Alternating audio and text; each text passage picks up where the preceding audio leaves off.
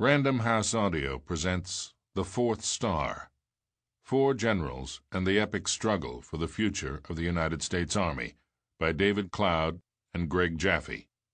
Read for you by Richard McGonagle. Along the Cambodia-South Vietnam border, June 29, 1970. The helicopters descended onto the hilltop clearing, wave after wave, a vast armada of American power. Out of them tumbled soldiers with rifles and rucksacks, returning from the invasion of Cambodia. They were mud-caked and sodden after 3 days of monsoon rain, but many were grinning and snapping pictures with their buddies. A few flashed peace signs for the television cameras, happy to have survived this madcap ordeal. The United States and its South Vietnamese allies had crossed into Cambodia precisely 2 months earlier on President Richard Nixon's orders, setting off the biggest protests of the war at home. Nixon had promised that every soldier would be out by the end of June, and they would be. The last of the rear guard would be flown back into Vietnam by 6 that evening. Major General George Casey, commander of the 1st Air Cavalry Division, stood at the edge of the landing zone.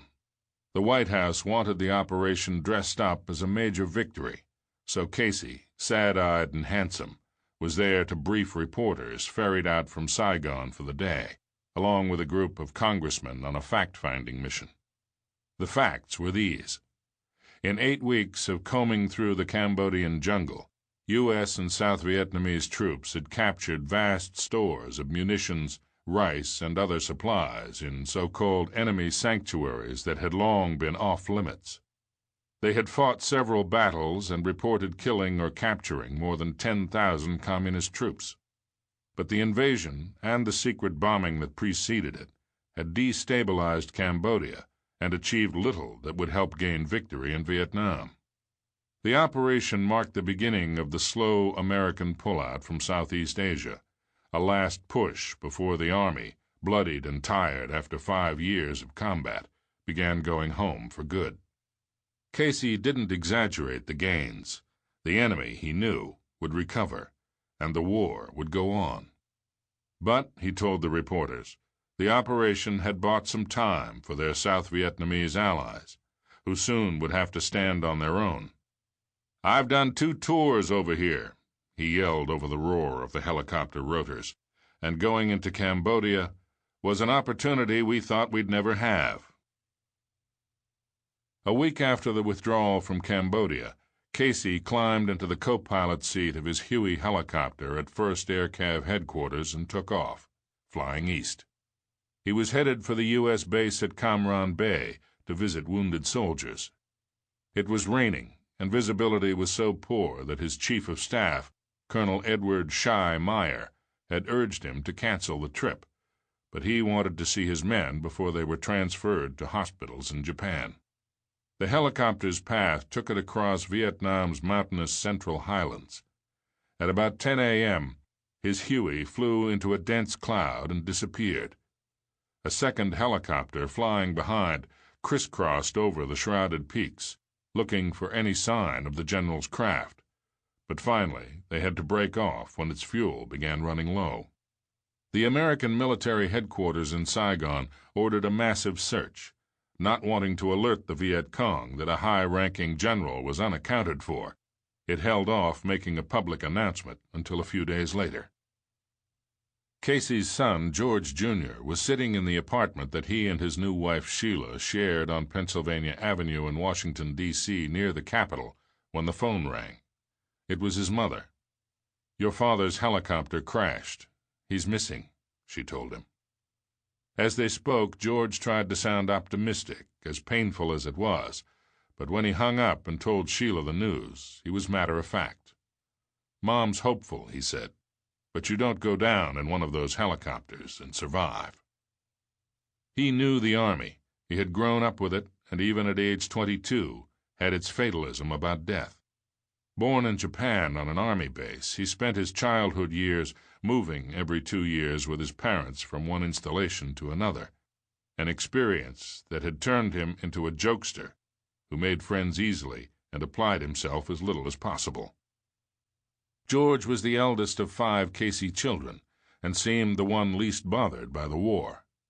In the spring of 1966, he had applied to go to the United States Military Academy at West Point, mostly to please his father, but his math grades had been too low to get in. He enrolled instead at Georgetown University, just a few miles from his parents' brick colonial in Arlington, Virginia, across the Potomac River from the Georgetown campus. He signed up for the Army's Reserve Officer Training Corps program, played football, and always seemed to have the remnants of a six-pack stashed in his dorm room. Anger over the war was remaking the Georgetown campus. When George entered in 1966, male students still wore coats and ties to class, and more than 900 of his classmates were enrolled in the university's ROTC program. By the fall of 1969, the coats and ties were gone, and only 60 stalwarts were left in ROTC, including George. None of his friends had stayed in the program. "It was something I did by myself," he recalled. During his senior year, George worked at a bar, attended classes sporadically, and cruised around town on his motorcycle, which he had nicknamed Brutus. He scored mostly C's and D's, but figured his grades didn't matter. When he was done with college, he'd almost certainly be off to Vietnam, where his father was already on his second tour. George promised Sheila, the tall, pretty girl from Immaculata College he had started dating his junior year, that he wasn't going to be a career soldier like his dad. After his required 4-year hitch, he planned on attending law school. In April 1970, his dad came home from Vietnam to see his family before taking command of the 1st Air Cav. His new assignment meant a promotion. On April 30th, he pinned on the 2nd star of a major general at a promotion ceremony at the Pentagon. That evening, the Caseys hosted a party at their house to celebrate. George Jr. had become expert at navigating the middle ground between his Georgetown friends and his family.